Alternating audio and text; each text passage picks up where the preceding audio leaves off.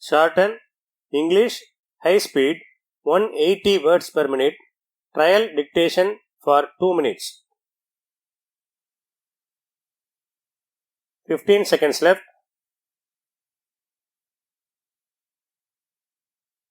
10 seconds left.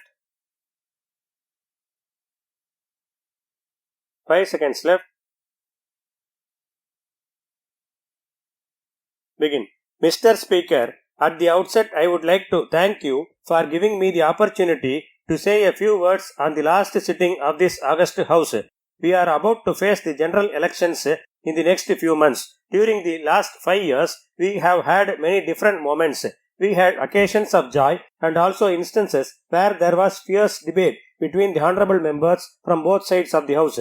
At the same time, I am happy to say that we have tried to maintain decorum in the House. Despite the fact that there is difference of opinion, we have had many opportunities to appreciate the good work done by the government. You are aware that there is a saying that the government has its way and the opposition has its say. As a matter of fact, this is the essence of democracy. For instance, there were also occasions when we had demonstrations inside the House. It is my sincere belief that in a healthy democracy, our job as honorable members is to express in this House the sentiments of the people. As a matter of fact, it is the purpose for which the people have elected and sent us here. At the same time, being the final sitting, I would like to state that we are sorry if we had upset your feelings in the course of our duties.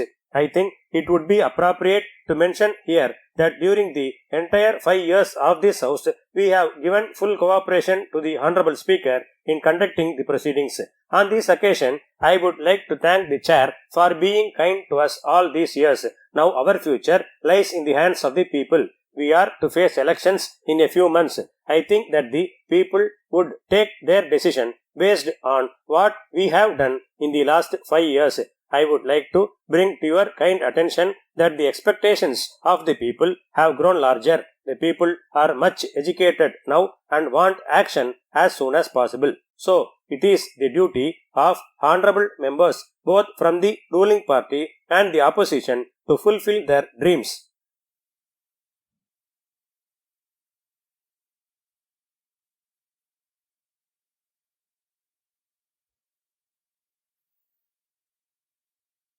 Shorthand, English, high speed, 180 words per minute. Code number of question paper 1052.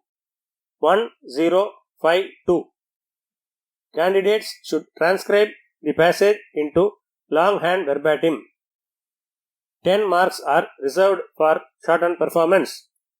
Handwriting during transcription should be legible and sufficient space should be left between lines. 15 seconds left. 10 seconds left. 5 seconds left.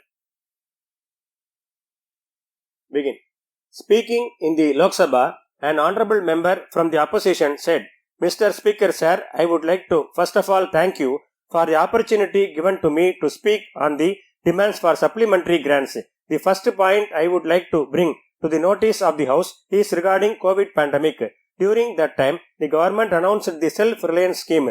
The government also made certain concessions regarding repayment of loans given to traders, students and farmers.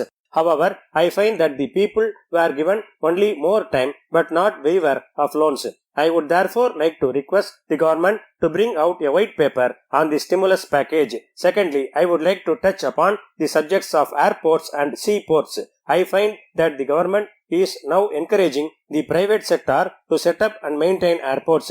In my opinion, this is against the socialist spirit of our country. It is a matter of great concern that almost all the major airports are in the hands of a single corporate group. In the same manner, maintenance of seaports has been handed over to this group. As a matter of fact, the national airline has been sold to a private company. I have a fear that the railways would also be privatized soon in the same manner. It has to be borne in mind that a few train routes have been given to the private sector. In the light of the above, I would request the government to give an undertaking in the House that no more privatization will be made in respect of railways. On this occasion, I would like to bring another point to the notice of the House. After the pandemic, the government has taken away concession for senior citizens for rail travel. It is a matter of concern that the government has not restored this even after normalcy is back. It is therefore necessary that it should be restored as early as possible. The next point I wish to bring to the attention of the House is regarding grants given to university students. As a matter of fact, we have seen reports that grants being given to minority students in central universities is to be stopped. I request the Honorable Prime Minister to come up with a detailed reply in the matter. In the same manner, I would like to point out that under the Rural Employment Scheme, adequate funds have not been released this year. In this connection, it has to be borne in mind that my home state has requested funds of about 100 crores. It is a matter of concern that sanction has been given only for 60 crores. As a matter of fact, the state's share in the taxes has also not been released properly. I now come to the point of education. In the last 2 years, I have made several speeches inviting the attention of the Ministry of Education to this matter. The central schools in my constituency are on the verge of closure. I have requested the ministry to come up with a scheme for taking over these schools. Otherwise, students will be greatly affected. In my opinion, the cost involved is only about Rs 50 crores and it is not a big burden for the central government. Honorable Speaker, sir, while discussing the supplementary demands, we must monitor two important things. First, we have to see whether the money allotted in the budget is properly spent or not. In the same manner, I would also like to bring to your attention that we must also see whether the targets have been achieved. Secondly, we have to see whether the goal to reduce inequality between the rich and poorer sections of the society has been achieved. In this connection, the report of the Standing Committee was presented to the House yesterday. The committee has stated that the funds meant for minority welfare has not been spent fully or has been surrendered at the end of the year. It is therefore necessary that the government should come up with a reply in the matter. As I have stated above, my main concern is about inequality. From the reports available, it is seen that in India there is large inequality between the rich and the poor. The top 500 rich individuals hold the same wealth as the rest of the population. It is a matter of great concern that during the pandemic, the number of such rich people has in fact increased. It is therefore necessary that we must make schemes to bridge this gap.